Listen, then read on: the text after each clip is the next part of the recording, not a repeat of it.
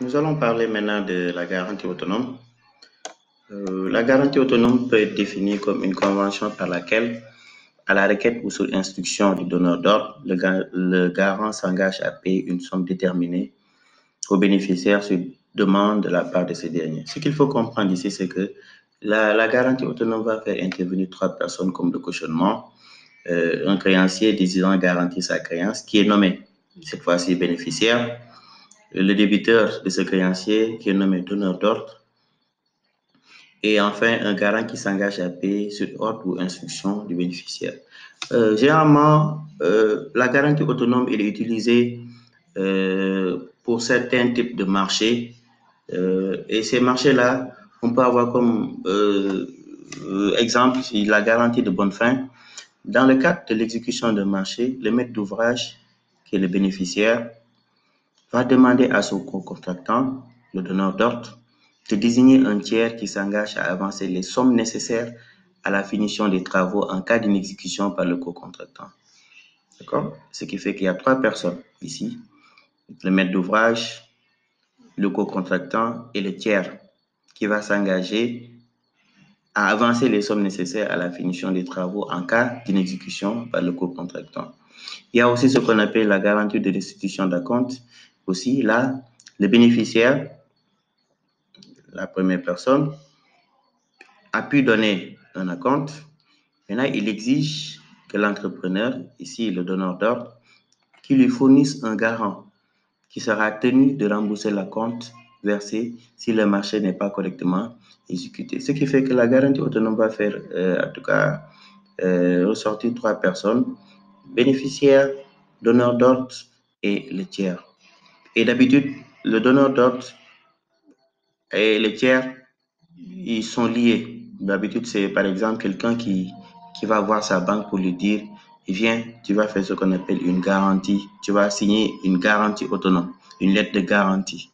D'accord? Pour pouvoir me couvrir par rapport à mon créancier, par rapport aux bénéficiaires. C'est ça un peu la garantie autonome. Et la garantie autonome suppose, disons, c'est un engagement unilatéral que ce tiers-là va prendre, cette banque-là qui va prendre pour le compte de son client.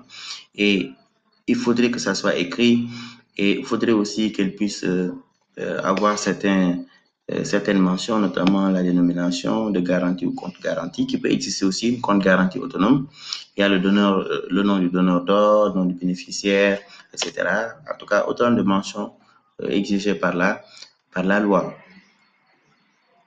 Et la garantie autonome, si aujourd'hui maintenant le bénéficiaire ne paye pas, qu'est-ce qui va se passer? Disons, ce tiers ou bien le contrat n'a pas été bien exécuté, qu'est-ce que le bénéficiaire peut faire? Il va faire ce qu'on appelle un appel en garantie.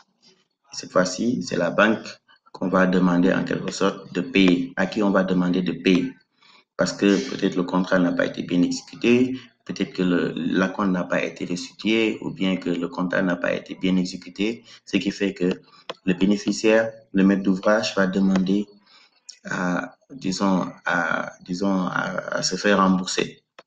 Et il va faire ce qu'on appelle un appel en garantie, d'accord, adressé par le bénéficiaire au garant. Et ce garant-là doit payer, mais des fois, il peut invoquer ce qu'on appelle des moyens de défense. Il dispose ici d'un retour. La notification de l'appel en garantie suppose, en tout cas, que le bénéficiaire puisse notifier par écrit la survenance du fait qui déclenche la garantie au garant.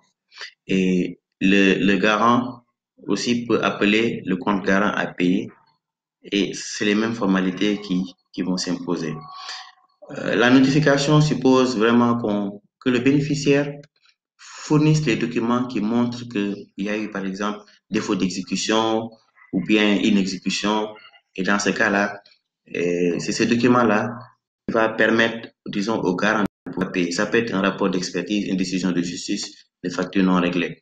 Et le garant doit non seulement payer, mais avant de payer, il doit vérifier la conformité des documents, mais aussi il doit notifier aussi la demande au donneur d'ordre. Pas pour qu'il pour l'informer seulement, mais pas pour qu'il donne l'autorisation de payer. Donc, la banque ne va pas demander